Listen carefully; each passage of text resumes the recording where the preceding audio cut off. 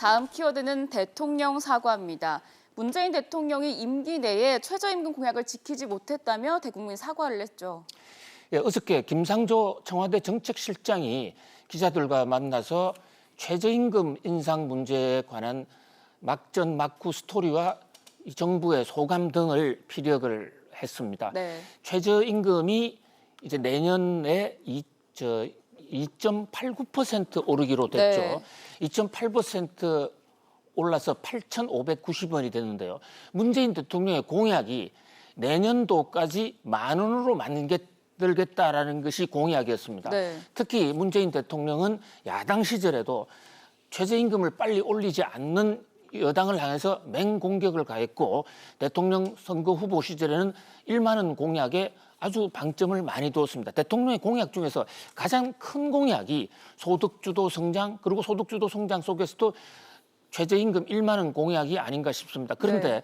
현재 어저께 지난 주말에 나온 최저임금 2.89% 인상률을 그대로 적용할 때는 내년도 10,000원 공약은 완전히 물 건너가는 것이죠. 네. 내년도만 그런 것이 아니라 문재인 대통령 재임 중에 이 같은 속도라면 10,000원은 사실상 어려울 것으로 보입니다. 김상조 위원장은 이에 대해서 대통령이 국민들에게 사과하고 있다라고 전했습니다.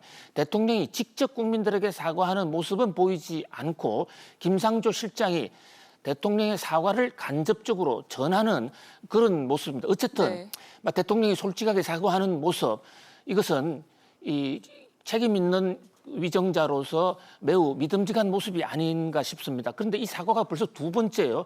지난해 한 번 사과를 했고 이번에 또 한 번 사과를 했습니다.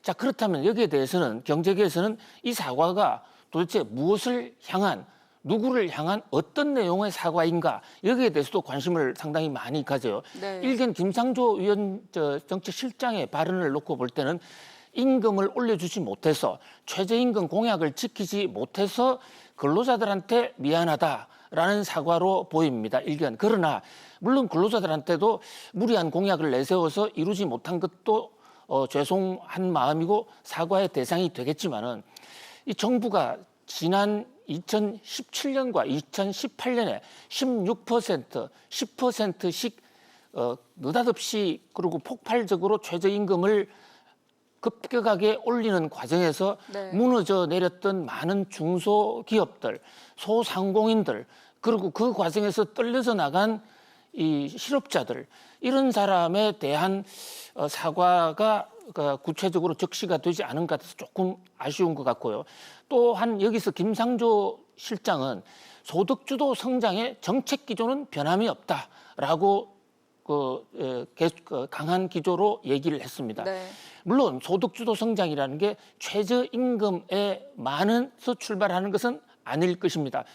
그러나 소득주도 성장의 핵심 중에 하나가 이 최저임금이었고, 또 소득주도 성장 정책이 우리 경제의 이 생산 동력, 성장 동력에 좀 저해를 준 그런 측면이 있지 않나라는 그런 세간의 경제계의 그런 지적에 대해서 솔직하고 겸허하게 받아들이는 자세도 중요하지 않을까, 그런 어떤 여론도 적지 않아 보입니다. 그러나 어쨌든 김상조 위원장은 소득주도 성장의 기조를 계속해 나가겠다. 자, 최저임금을 올리지 않고 앞으로 소득주도 성장 정책은 어떻게 해 나갈지, 그에 대해서 귀추가 주목됩니다. 네, 이어서 네 번째 키워드도 바로 보겠습니다.